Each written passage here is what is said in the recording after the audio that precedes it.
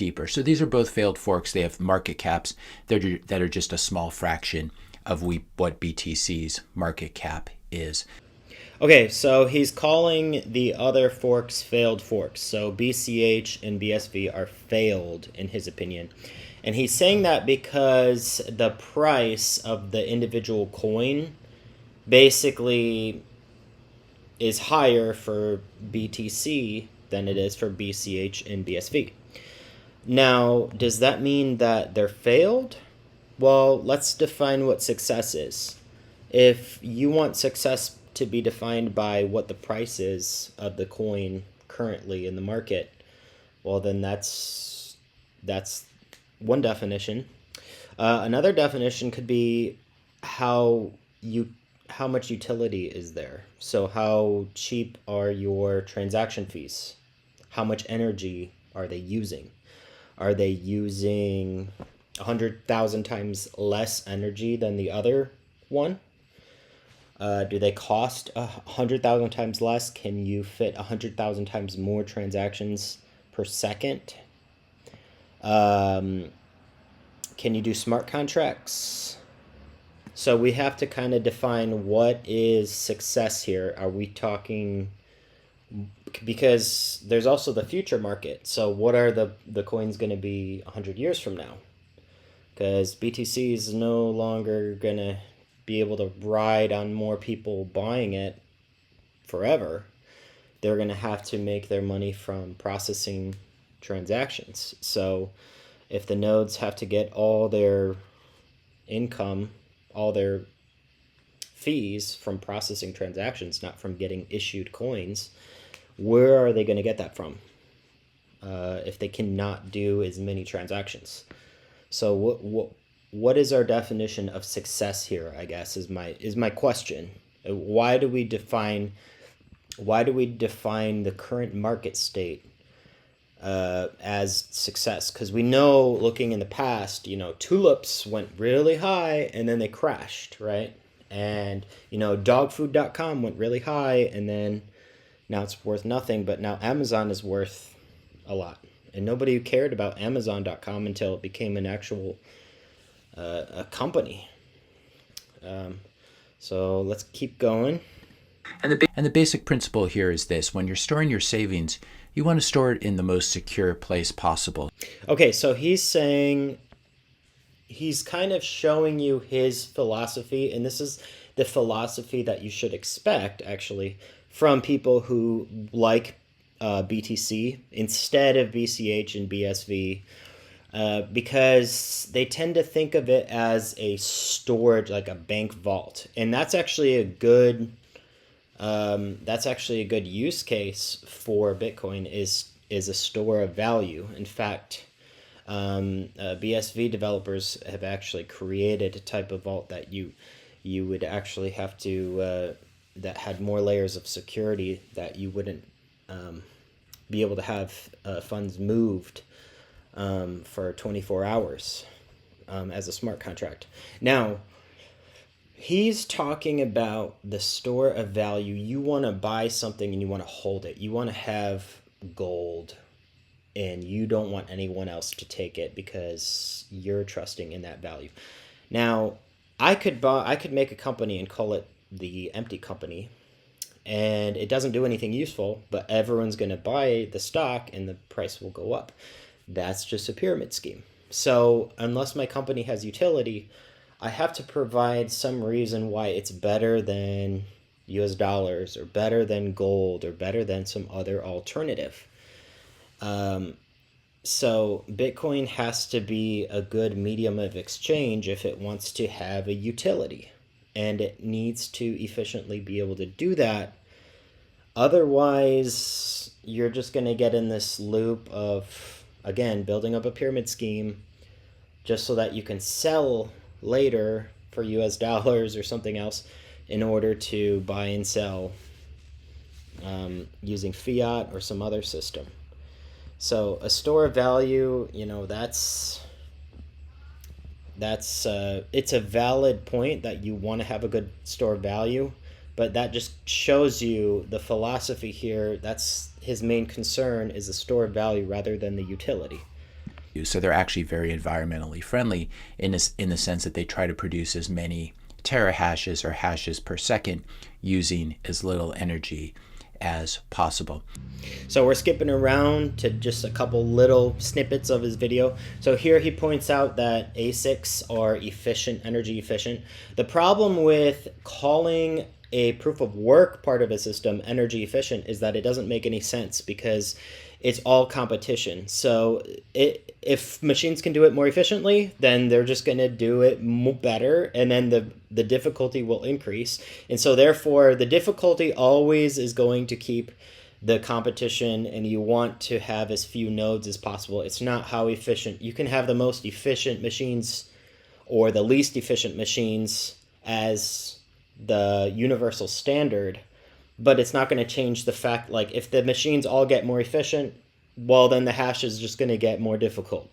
So the thing that you want to be more efficient is the combining of the transactions in the Merkle trees, is the actual processing, the checking of the transactions. Those are all work that's positive value being generated for consensus, not for basically competition, which is what proof of work does in that direct function. And in doing the proof of work function, there's no saying, oh, this is a more efficient system. Well, a more efficient system is a scalable system that can handle more transactions with having to do less proof of work. So if you look at BSV, it's actually consuming much less energy and producing much less CO2 per transaction than BTC is. In fact, it's so efficient that it's less energy and less CO2 being produced, even when you account for all the proof of work, than the fiat systems. So it's just it's a minor comment. He's not using it to prove his point, but this just kind of exposes the level of thinking involved here. So let's continue. So here we have, I just muted it because I just wanted to point out that he's just showing kind of the hash rates and how BTC has a much higher hash rate. And so his argument is that if you have a higher hash rate, that somehow just makes your network more secure. But there's more to security of a network than just difficulty of making a fake block. So it's true that you can make fake blocks and try to deceive nodes, but the problem is that you won't be able to convince the nodes that those are valid blocks, because in the original paper, Satoshi designed the protocol where nodes will not accept a block unless they've validated all the transactions. So they just have to efficiently be able to do that. And when they create a network and they're used to sending to particular other nodes, they're going to value and prefer sending and receiving to these other nodes that they've been basically doing business with for a while. And if somebody tries to intercept, well, the more connections that you have that are direct connections, not like a very distributed system that's like a mesh, but something that it has a centralized structure. Not saying that it's not decentralized in the sense that you can't remove a node from a graph and it still works, but the distance between any two nodes is shorter, and so therefore it's more resilient to these types of attacks. 0.5 percentage point of BTC miners are able to divert their hash, point their ASICs at these other chains.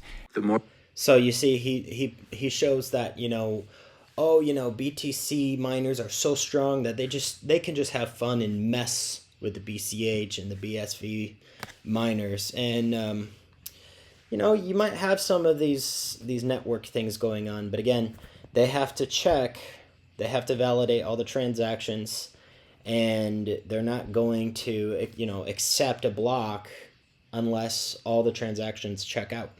It's just not gonna make any sense. It's not gonna happen.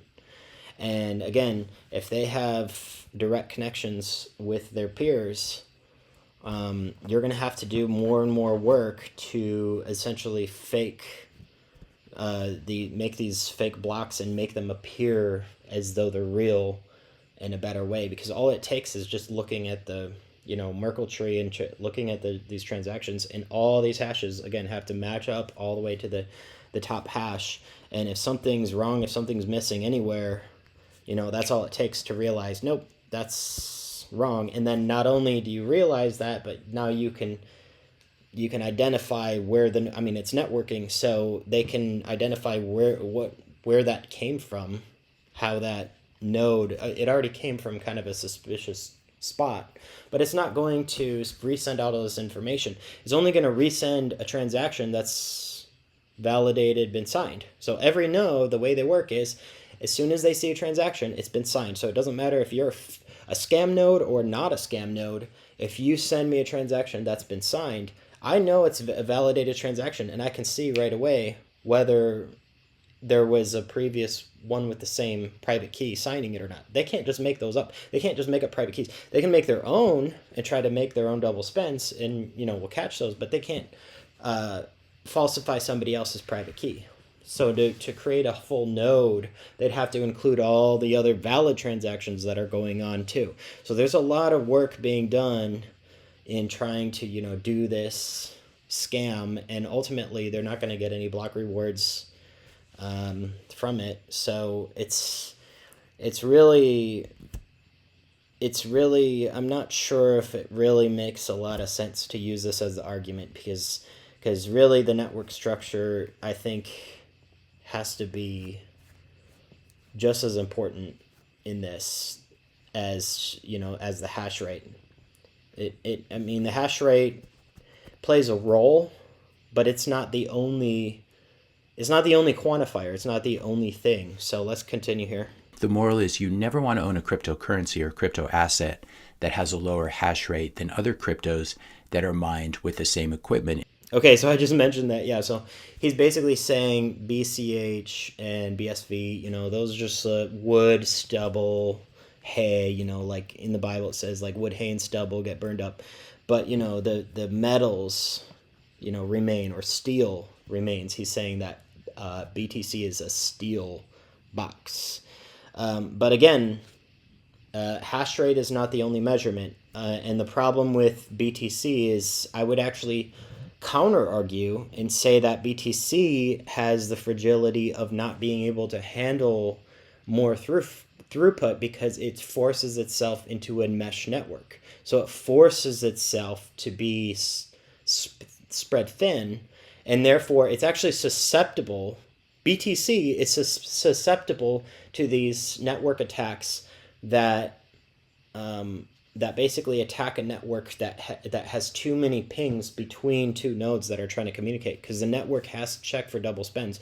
It has to efficiently do that, and you can't mathematics has already shown you can't efficiently do that with a mesh network that's just spread out. It has to be a decentralized, which means decentralized is like between centralized and mesh. It's where everything is heavily centrally connected, but you can also remove some of the nodes and it won't shut everything down. But it doesn't mean that it's not centrally connected. You do have a lot of throughput going through, like kind of like how in the human body, I have blood vessels, but I have bigger blood vessels and smaller blood vessels. You have those bigger veins and those bigger arteries there, and that's kind of what these nodes are doing. You can't just have the mesh network and actually check for double spends. It doesn't work that way. Not if you're going to check for double spends. So let's keep listening. Now, what happens when you have a really weak hash rate? What happens is you become victim to 51% attacks. Yeah, so again, he mentions the 51% attacks, and again, you have to look at the white paper. A node doesn't accept a block unless all the transactions are verified. you got to take into account all the information, everything that's actually going on here, and not just to go with this. Look, their channel is Bitcoin University. Okay, I didn't go to Bitcoin University. Okay, I went to University of Illinois. Really good math and computer science school. I scored really high in a good algorithms, solid algorithms course on the test scores. I love graph theory, algorithms. I love this kind of stuff. I think about this stuff. I enjoy this stuff. But we can't oversimplify it, guys. We can't just say, "Oh, the market's decided, it's BTC." We really got to take another look at it and really think about what's going on here. Because Bitcoin it was designed with a 200-year payout cycle. Like 200, it issued coins, and they're being distributed over the course of a long time. That gives these nodes a time to build up. And when you have something like Terranode, and it can handle 1 trillion transactions in a week, that's a lot of money that's going to be coming in, because you got these businesses that just can't handle the cost of paying 25 cents per transaction. And now you got, for less than $5, a restaurant can be busy all year round and pay for all their transactions, and it's all covered. Less than $5 for the whole year. Okay, that's what Bitcoin was designed for. It wasn't designed for just store value. And yet you can still, the fact that it's 21 million for BSV2 means that you can also store value with it as well, because it's the same non-inflationary. It's coming from the same Genesis block. And if these guys want to go do their thing and try to limit, the block size and do all this other stuff and remove the digital signatures, that's their decision, but they're going to have to live with that decision in the long run. They're going to have to live with the fact that that their system is essentially going to get clogged up and is going to be too expensive to use. There's going to be no more utility with it anymore. You might be able to use it as a store of value, but it's not going to be. It's probably going to have to be higher and higher values, because the fees are just going to get higher and higher.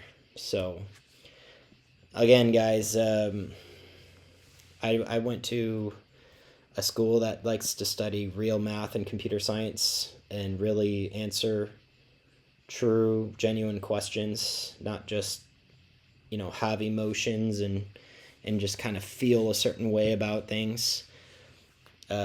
Let's actually analyze academically what's going on here and define our success that way, not just kind of go with the flow of the market. Because the market, look at history, the market can be very nasty if you just kind of follow what it wants to do all the time.